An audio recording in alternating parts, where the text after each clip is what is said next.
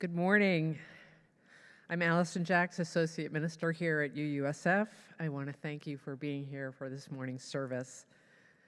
Yesterday we celebrated Juneteenth, today Father's Day, and tomorrow we mark the first day of summer with the summer solstice. In the midst of celebrations and remembrances, we are so glad to have you join us. Worship is a collective endeavor, and I want to thank everyone who helped make this morning's worship possible. Jon Silk, our AV and sound expert, Eric Shackelford and Shuliang on camera, to Mari Magaloni Ramos, our worship associate. Today marks Mari's first official role as a worship associate, and I'm thrilled to have her join me this morning in worship. Joe Chapeau, who is monitoring our live stream chat. Our musicians this morning, Andrés Vera, My-Hoa Steger, Brielle Marina Nielson, and Mark Sumner. And Andres told us this morning this is his first time publicly playing the double bass. So we're thrilled about that. Thanks to Athena Papadakos for our beautiful flowers this morning, to Thomas Brown, our sexton, and to Alex Starr, Les James, and Tom Brookshire, who are hosting our virtual coffee hour, which will happen after the service. If you are here for the first time, I encourage you to download the order of service this morning. You can follow along. You can access it in the description of the video, and it's posted in our chat. And so we begin by lighting a candle, as we have each week since March 2020, in honor of all of you bringing your spirit into this space.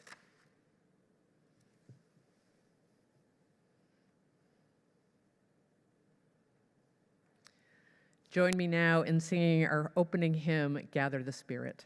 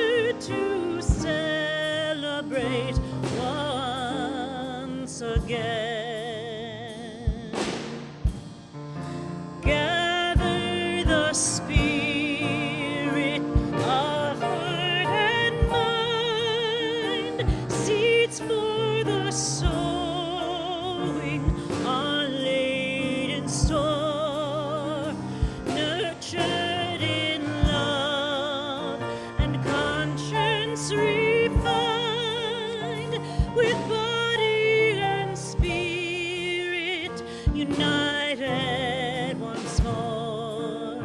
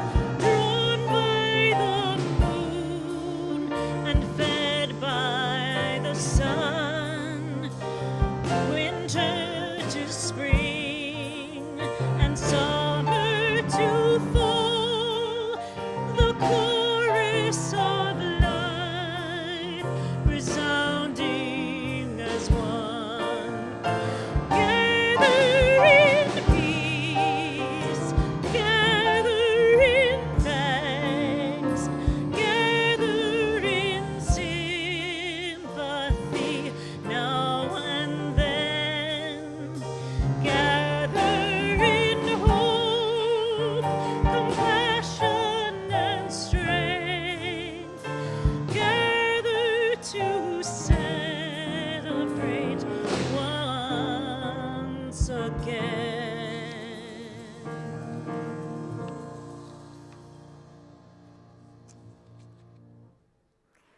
We light this chalice for the light of truth, the warmth of love, and the fire of commitment. We light this symbol of our faith as we gather together.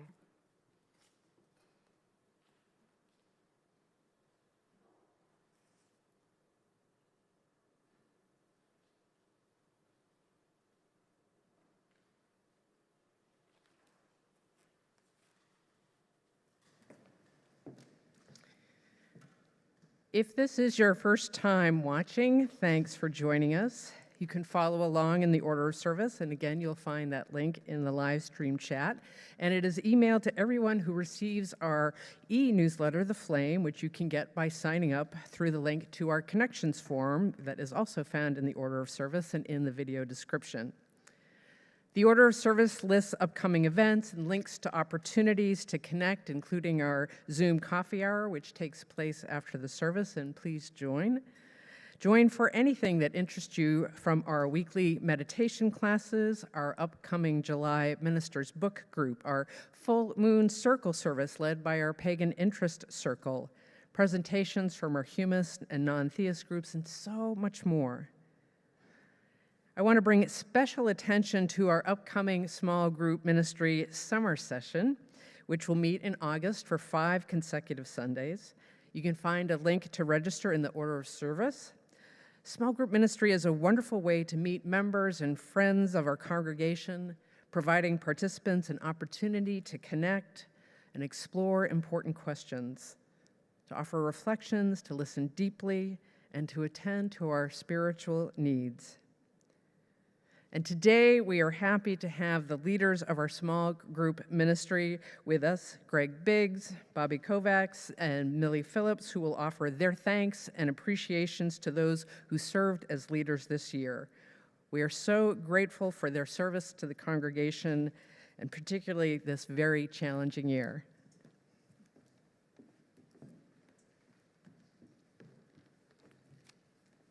Thank you.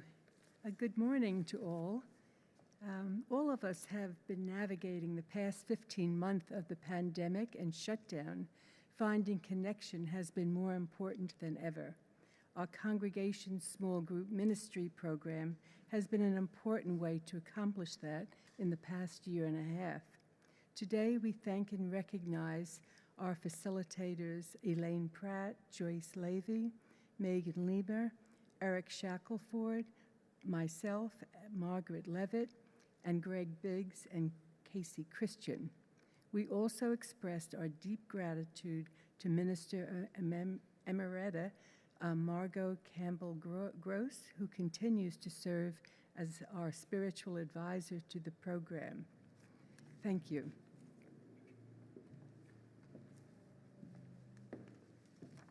Good morning. Today we thank Bobby Kovac for having served as the co-coordinator of the program over the past 2 years and keeping the program on track despite the challenges of the global pandemic. We celebrate that nearly 40 congregation members participated this year and were able to conduct service projects. We also welcome Millie Phillips, who will now be co-coordinating the program with me over the next year. Welcome and thank you, Millie.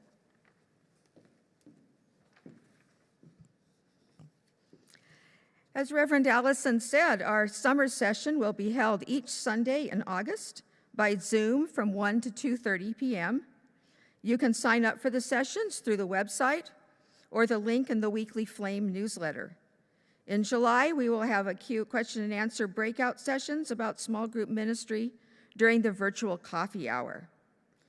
We will be starting our fall-spring series in October. So watch for the details on the series, and we plan to include details in one of the September Sunday services. I hope you will join this wonderful program. Thank you.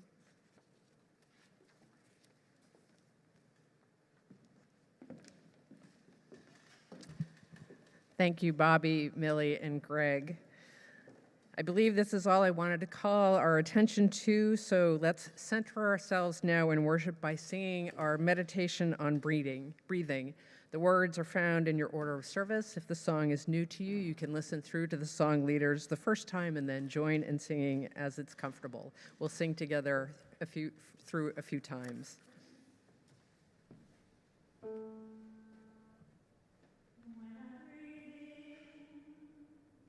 I'll breathe in peace when I breathe out. I'll breathe out love when I breathe in. I'll breathe in peace when I breathe out. I'll breathe out love when I breathe in. I'll breathe in peace when I breathe out. I'll breathe out love when I breathe in. I'll breathe in peace when I breathe out. I'll breathe out love when I breathe in. I'll breathe in peace when I breathe out. I'll breathe out love when I breathe in. I'll breathe in peace when I breathe out. I'll breathe out love.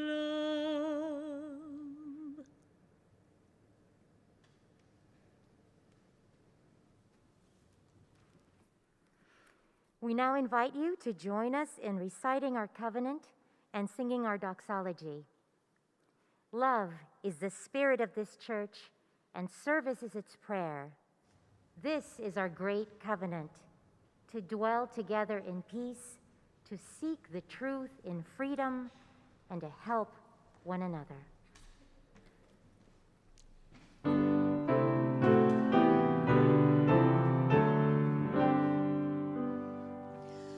From all that dwell below the skies, let songs of hope and faith arise. Let peace, goodwill on earth be done, through every land, by every tongue. De toros bajo el gran sol, sur esperanza, fe, amor, verdad, belleza, cantando de cada tierra, cada voz.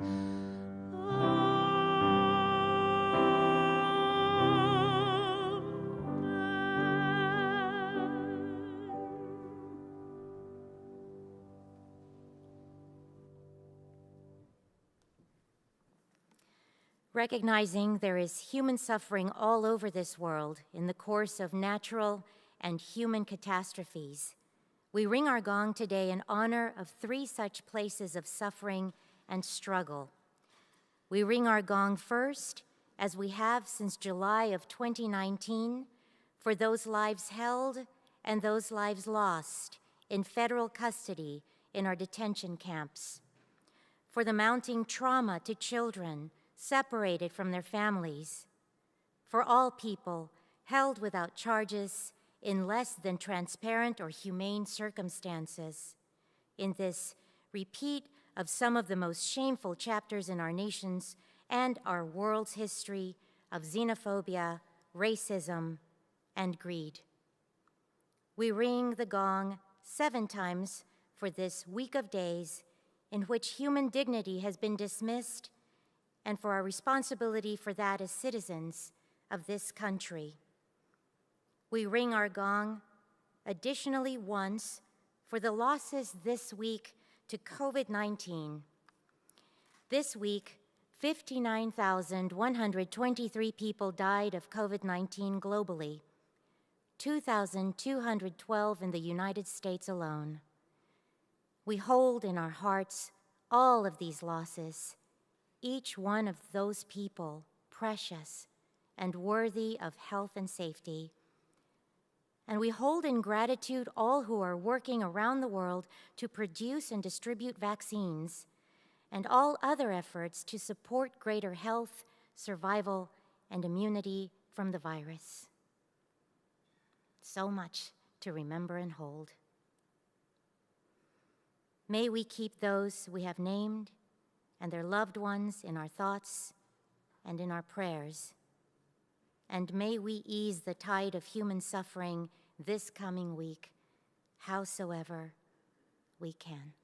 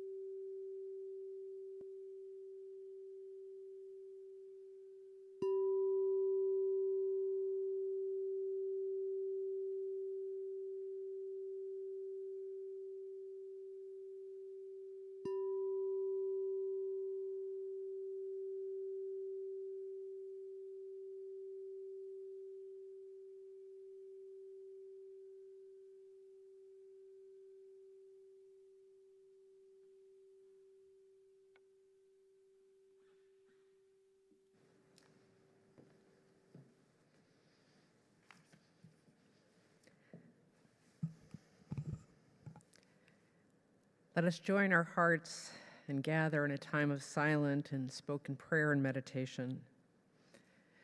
We enter into this time of quiet reflection, resting into the gentle rhythm of the breath, attending to each slow inhalation and exhalation. Allow your body to relax into the rhythm and take respite in the silence.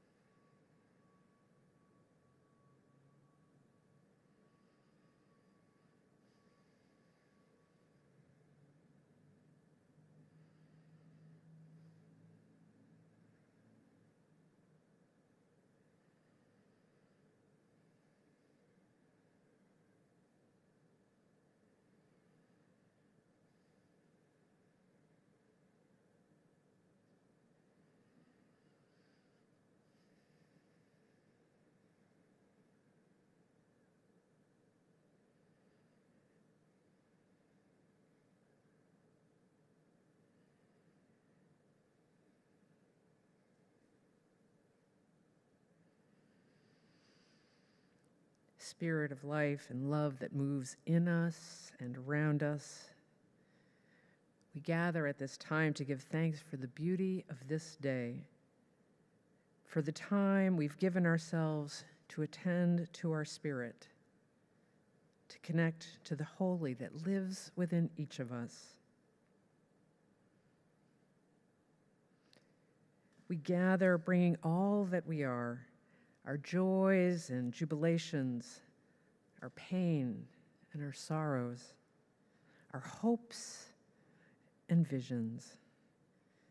We pray for peace by putting our hands together to collectively create a world where love reigns supreme and justice rolls like the waters. Spirit of life, we give thanks for this day and open our hearts in gratitude for the blessings that come to us and to the blessings we offer to others. Amen.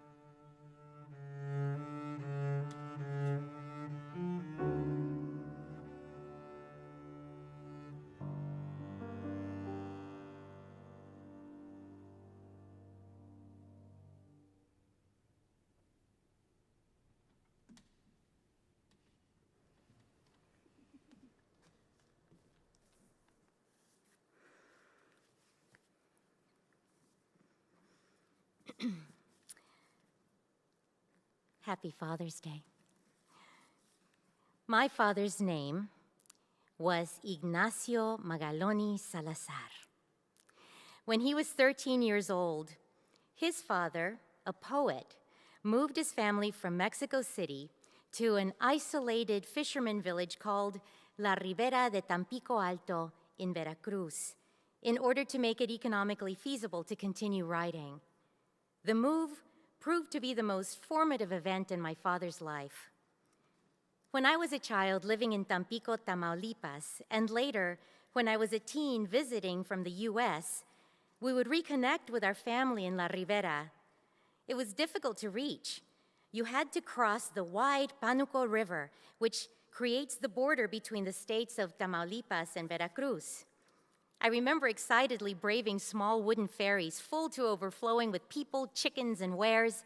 We would wobble across the water from the bustling banks of Tamaulipas to the green, wild banks of Veracruz, where we would climb into taxis waiting on unpaved roads to weave and bounce us to our sultry, tropical destination.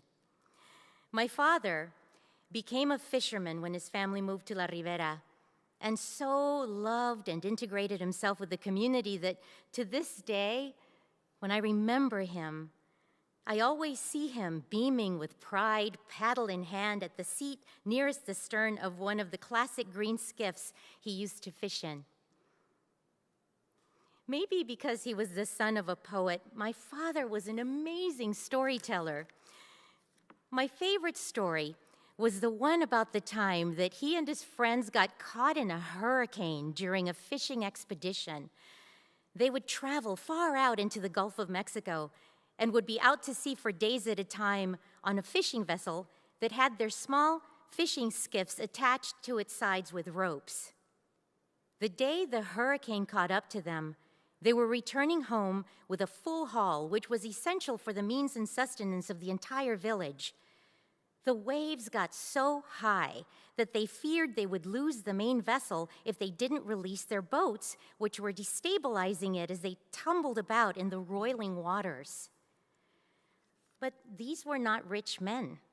Their nets and their lures were made by hand. Each boat was hard to come by and represented a livelihood. The idea of losing even one was agonizing. The waves got higher and higher. So my father and his friends did the impossible. They cut the ropes and jumped into the water to try to catch their boats. My father described being in the giant waves, trying to reach his boat. He remembers seeing it above him when the waves lifted it, and then looking down at the boat when the waves lifted him. He swam with everything he had as he attempted to time the rhythm of the waves in order to throw himself into the little boat when he was above it. He succeeded. And then the real ride began. He lay down in the hull and held on for dear life. Eventually, the hurricane subsided, leaving my exhausted father in the little boat on a shore far from the village. It took him a couple of days to work his way back home. Thankfully, all of the fishermen, the main vessel, and the essential hull were saved. I never tired of listening to my father tell this story. Even now, I marvel at the quality of the love and the unshakable commitment to the village that elicited the type of courage that these men showed. I witnessed my father's tenacity and determination throughout my life. When his source of income dried up in Mexico, my father left my mother, me, and my 3 brothers with our maternal grandmother in Tampico and came to the U.S. to look for work. After almost a year, he called for us. I remember the evening he picked us up. We arrived on a Greyhound bus with only a few mismatched suitcases and some treats that my mother's family had given us for the journey. And there he was. The second I saw my father, I knew that everything would be all right. Like the canoes in his story, he had to cut us loose for a while. But we were always in his sight. and as you wrapped his arms around us, we knew that he would never let us go. He was our main vessel, full to the brim with hope. Feliz Dia de los Padres, Papi, wherever you are.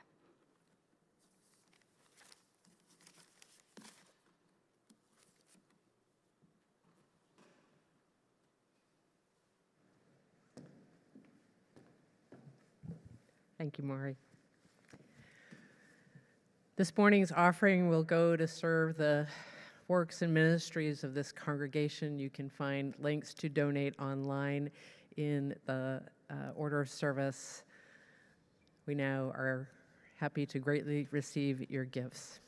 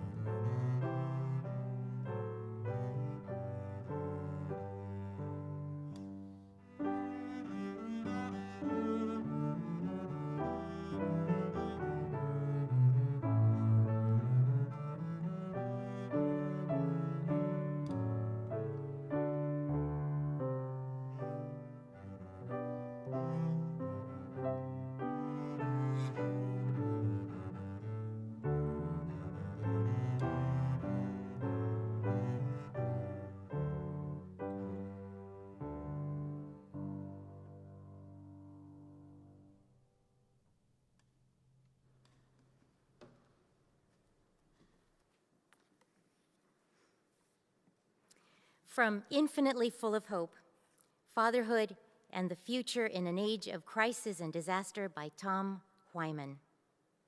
The reading this morning is from a diary entry written when Tom Wyman learned he was to be a father. I saw you for the first time today on an ultrasound screen streamed from your mom's belly. Until now, they'd all looked basically the same. The miracle of life reduced to a few abstract squiggles, a dull collection of gray blurs. Nothing, however, could prepare me for what it feels like when those blurs are yours. Something about our upbringings had left your mom and I convinced that we weren't really real people, that there was something about us that was less than legitimate, that our thoughts, desires, and biologies were not quite on the same level as the thoughts, desires, and biologies of other people. And as far as I was concerned, in those shapes on the screen that were you, I was manifested not only a certain sort of proof that I was definitely, despite what I'd always feared, a real person, a living creature capable of producing or at least fathering life, but also a certain demand. The weight that these shapes, who are you, would rely on me more than anyone else, along with their mother, to form them, that is you, into a person to help you be able to live a good life. And so at that exact moment, when I could finally say I was myself, I was also taken completely beyond myself. I don't really matter anymore. You are what matters. And so I responded by doing what? I started crying.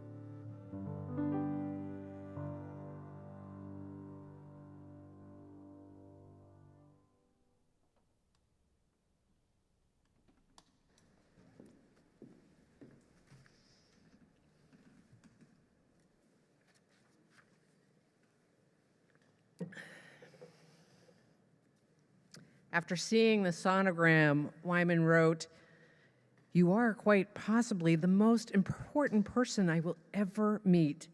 You will completely transform every aspect of my life, my world, my orientation towards everything I experience.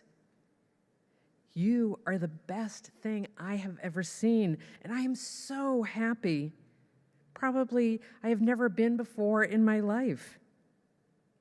But then I've never really been the sort of person, have I, to just accept my happiness at face value.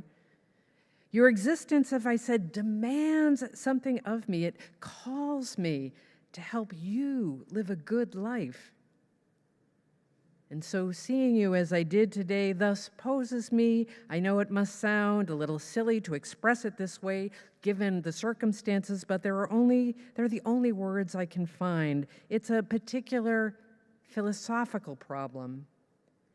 Because is such a good life possible for you, for any child born today, for anyone who might one day be alive in this world at all? And if it's not, what then? Indeed, what then? It's not just a first-time father who happens to be a philosopher that wonders about the future, the chances for a good life for their children, the demands and joys that parenting requires, all those feelings and questions, concerns bundled together. This is a question I'm sure parents throughout the ages have asked, and all have worried about the same thing. But this question of the good life, the responsibilities to make sure that life goes on, is not just for parents. It's for all grown-ups. How will I bring something life-affirming, some form of life's flourishings, something generative into the world? How do I learn to raise some hope, send it out into the world, do some good long after I'm gone? We find ourselves in precarious times. We are part of an ecosystem ravaged by racism, rising temperatures, the onslaught of climate destruction, cultural and class divisions, endless wars and systemic violence, haywire politics, and the devastation of a global pandemic. Despair is everywhere, leading us into states of cynicism, resignation, or worse, fatalism. What future, we might ask? My father's father found himself in such a place. He came to America as a teenager, leaving behind his family in Latvia with hopes and expectations of making a good life for himself and his family back home. Relatives took him in, but it was for him to make his way. He became a hat salesman, traveling the Eastern Shoreboard. Eventually, he married and had 2 children. Money was always tight, and poverty was just around the corner. My grandparents fought bitterly. My father and aunt told stories of cowering in the kitchen pantry while tempers flew. And then came the worst of the worst. My grandfather, it's believed, committed suicide. He disappeared on a sales trip, traveling on a boat to New York. His body was never found. Hope in the Jacks family was hard to find. For my father, hope arrived when aunts and uncles and cousins reached out and drew him in. School was a sanctuary, and the synagogue gave structure. Out of the loss and despair, some light made its way in. School, fraternity, extended family, and faith gave my father a reason to hope. He was forward-focused and rarely looked back. And when his chance came to raise a little hope, he reveled in it. This is the thing about hope. We need to nurture it. Hope keeps us going. We need to fight that heavy pull of fatalism and instead embrace our inner natalist, the one who sees the beauty and the possibility in life and in bringing things to life. We need to believe in the inherent good that comes out of our creations and help sustain and nurture all life. Being hopeful is hard work, but it's the work that is most needed right now. Hope, says the famous Bachelor philosopher Immanuel Kant, is what undergirds all things. Without it, we are doomed to an endless and pointless toil. Kant wrote that we have a responsibility to be hopeful, to look forward, to imagine, and bring something worthy, something life-giving into the world. I think that's what Tom saw when he stared into that sonogram. In that instance, he saw his life anew, that there would be life beyond him. He was now part of a larger story.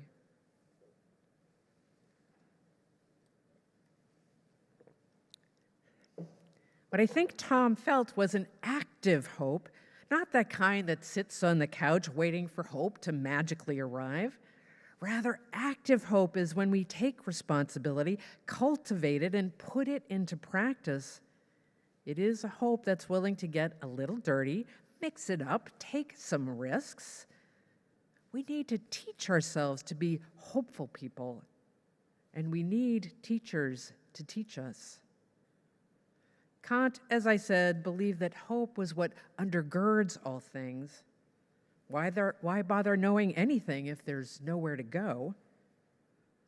Other thinkers see hope as an emotional response, a deep feeling that calls you forward. For the ancient philosophers, hope was a virtue, a moral good, something to practice and perfect. And then there's deep hope, an idea promoted by the religion scholar Mark Riker. Deep hope, says Riker, is rooted in togetherness. A togetherness that is not future-directed, but fully present. He writes, this kind of present hope has a rich history in cultures that have endured tremendous suffering. Deep hope is a way of being together in the face of what is, connected to purpose, a hope in action that seeks to rebuild what is broken. This kind of deep hope is rooted in the story of Juneteenth, which celebrated its 155th anniversary yesterday, and this past Friday was declared a national holiday. Juneteenth is the day when news finally reached Texas, 2.5 years after the Emancipation Proclamation was delivered that slavery was abolished. Imagine the deep hope needed to carry the light through the evils of slavery, Jim Crow, civil rights, Black Lives Matter. We have a moral responsibility to keep this deep hope alive. For our father philosopher Tom Wyman, hope is an attitude that we carry with us and bring into the world. That attitude seeks out possibilities, looks to the future, and takes action. Maybe you plant a little hope, or build it, nurture it at the playground, study hope, sing about it, speak it out loud, or whisper it into someone's ear. Maybe you write a tell-all book sharing all of hope's secrets. Or maybe you pick up a tattered cloth and slowly stitch it back together. However we go about raising a little hope, we must practice together and learn from each other as best as we can. Hope can't do it alone. It needs us. If we say yes to life, we must fight the impulse to give in to fatalism and not let our hearts harden. But how to keep from being hardened? That was on the mind of and heart of father and poet Ahmad Johnson, talking about raising 2 Black sons. He asks, how do I protect their hearts from being hardened? How do I encourage them to love? History is helpful, he says. Family, culture.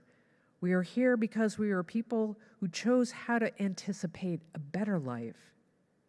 We try and remodel that beauty, self-care, how we demonstrate that love as a couple so they know they are supported and that they are a product of something special. Beauty, family, history, self-care, support, love. These are the things that can soften the heart and let hope in.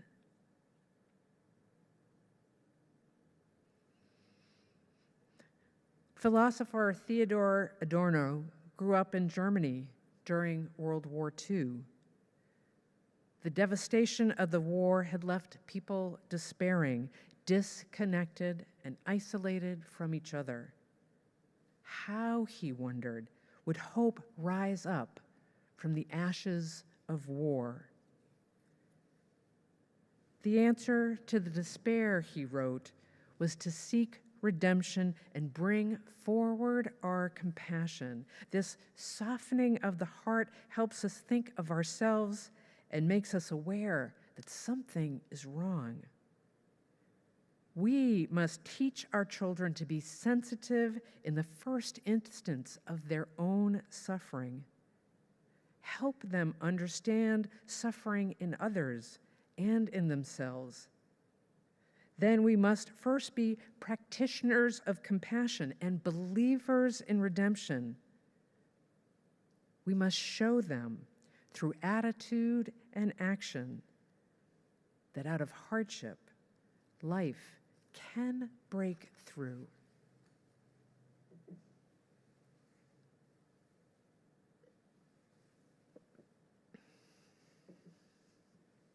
We are part of a greater whole, stitched together across time. It is both our responsibility and, I hope, our desire to keep stitching the story of how life continues to grow and flourish after we're gone. It will take softened hearts and a can-do attitude. This is what hope asks of us. Hope is calling us to action. I think of Mari's father, wrestling to save his boat and save himself. What lifted him up out of those waters? I think it was hope. Hope that was nurtured by family and a community that held him. A hope that carried him and then his family from Tampico to Texas.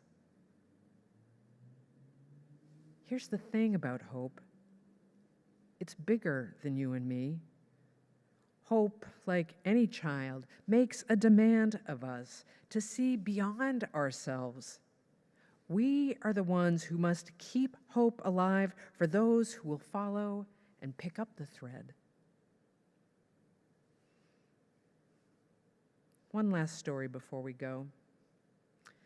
A few months ago, the children's author Eric Carle died at the age of 91.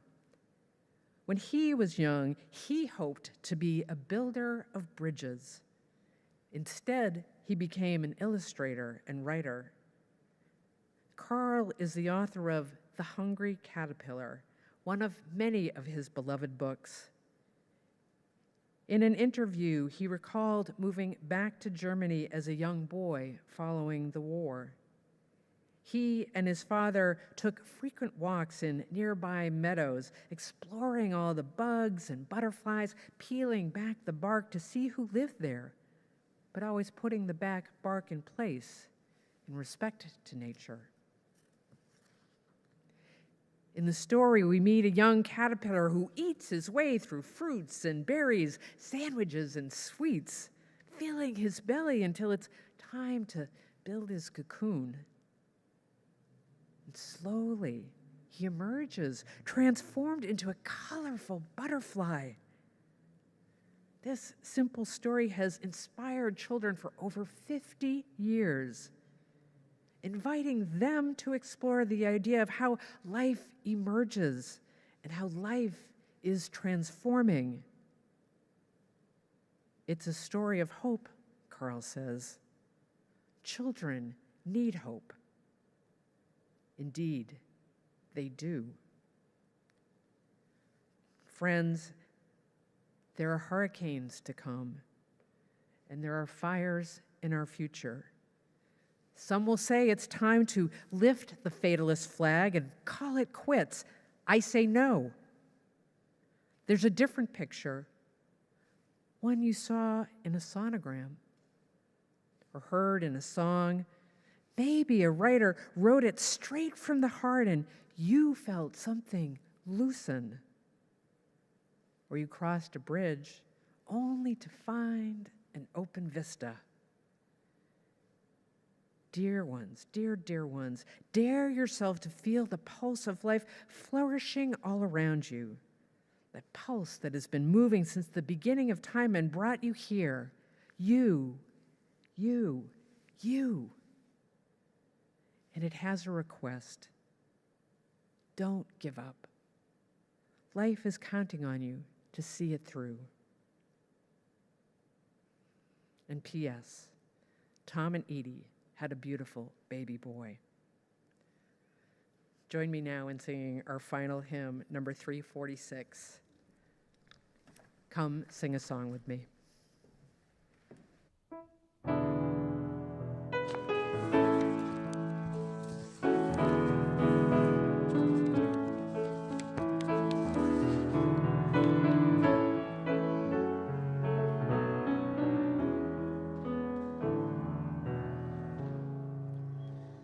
Come sing a song with me. Come sing a song with me. Come sing a song with me, that I might know your mind. And I'll bring you hope when hope is hard to find. And I'll bring a song of love and a rose in the winter time. Come dream a dream with me. Come dream a dream with me. Come dream a dream with me, that I might know your mind. And I'll bring you hope when hope is hard to find. And I'll bring a song of love and a rose in the winter time. Come walk in rain with me. Come walk in rain with me. Come walk in rain with me, that I might know your mind. And I'll bring you hope when hope is hard to find. And I'll bring a song of love and a rose in the winter time. Come share a rose with me. Come share a rose with me. Come share a rose with me, that I might know your mind. And I'll bring you hope when hope is hard to find. And I'll bring a song of love and a rose in the winter time.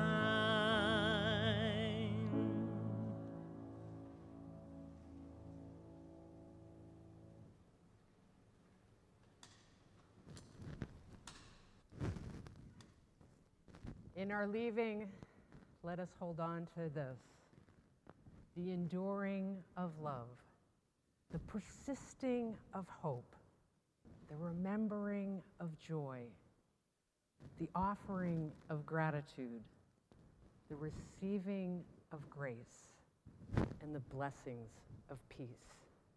Go in peace.